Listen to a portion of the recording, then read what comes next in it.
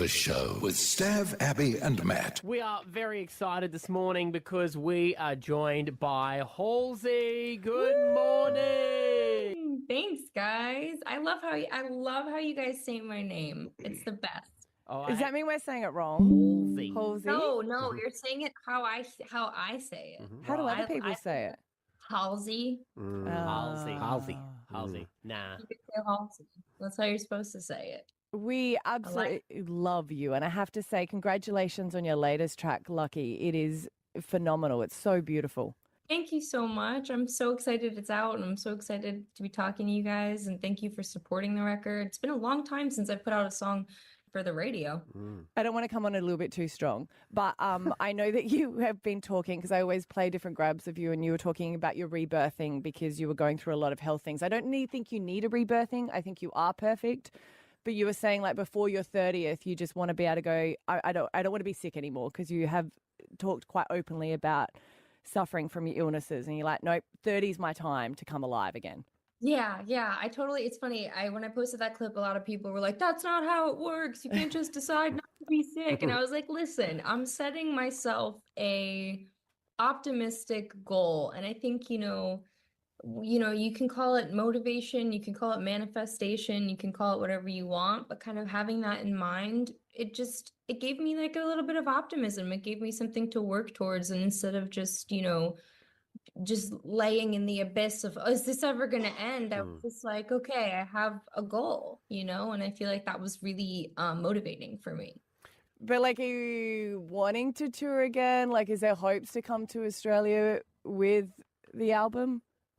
I want to come and tour all over. I miss it so much. And some of my favorite shows I've ever played have been in Australia. I've done like some really incredible headline shows. And also I've played some awesome festivals and radio shows and stuff. So I think that Australian crowds are some of the best music crowds in the world because they really know how to have fun. And I find that the audiences in Australia are so focused on the music and so focused on having fun. It's like significantly less iPhones in the air. Yeah. That is a weird as thing. As the person on stage, you're like, yeah, that's what you want to see. They're listening. Yes. See, I think that. I never thought about that. I'll admit, I'm bad for filming for the. Because you want to prove that you're Instagram. there when you love someone so much. But we pay hundreds of dollars, get it. and then we look at you Yeah. through this Through a tiny camera. little screen.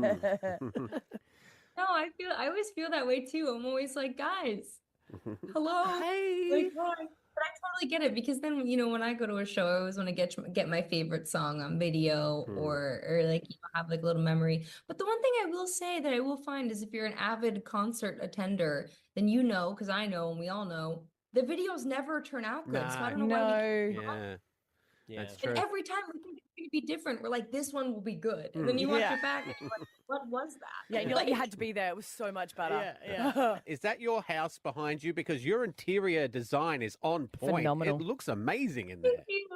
It's actually my office. Wow. I didn't believe that. I had to get an office when I had my son because I learned that this situation, not possible with a toddler. Not possible. We saw a lot of that during COVID with kids coming in the back of live BBC reports and stuff. It's a nightmare. Totally. I was like, it's like it used to be I could just park him in the corner with some Legos, and now I was like, Mom needs an office. It's beautiful there. It's lovely. Your album, you said you were writing it through your sickness, so I imagine this is going to be a deeply personal album for you through that.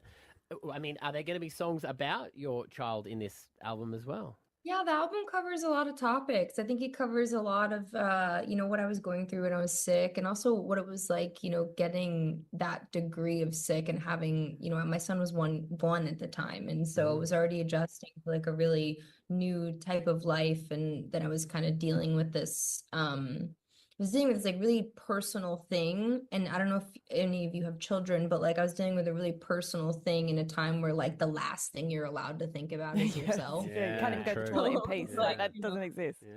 Yeah, it was totally crazy. But the thing that I really found exciting about writing the record was it was really a challenge to write about a really specific thing that I was going through in a way that was going to feel universally connective to people. And I had already been thinking about that as it pertains to motherhood, because not everybody has kids, and not all my fans are at that age. You know, I want to be able to write about my life, but also write songs that other people, you know, can relate to. And so it's kind of already in the swing of that. And then when I started writing about like my sickness and that kind of stuff, I found it really fun and challenging to find creative metaphors and also find like more universal topics that pertain to what I was going through, but kept it a little bit more universal. And it was a really incredible challenge as a songwriter. So I was really grateful for it, and it kept me really busy, which I kind of needed, you know. I think what I always find it fascinating about when an artist writes an album as well is the amount of songs that don't make the album.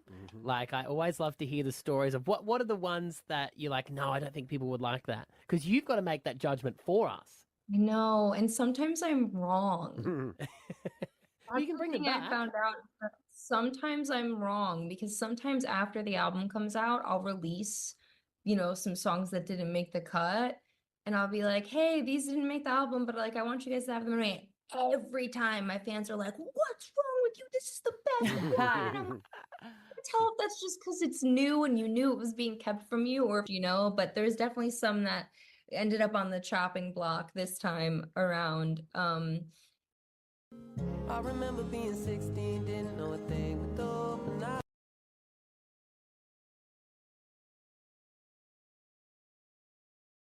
To see go to be honest with you, so I feel like they'll probably end up getting a release eventually. Yeah. Well, we're excited you're back. I know in particular, Abby over there is very excited too. Before we got in here, she goes, what do you want to know about her? She's my girl. Anything, what do you want to know? I'll tell you. She's a big fan. Huge fan. Big Oh my fan. God. Thank you. Your latest song, Lucky, it's out right now. Thank you so much for your time and your honesty and chatting with us. We really appreciate it. Thank you guys so much. Like I said again, thanks for supporting the record. I'm just excited to be back here talking to you all again, and can't wait for more things to come, and hopefully I'll come see you in person soon. Yes, come to Always Australia. welcome. Thanks. Thank you. Thanks. Bye. Bye. The B105 Breakfast Show with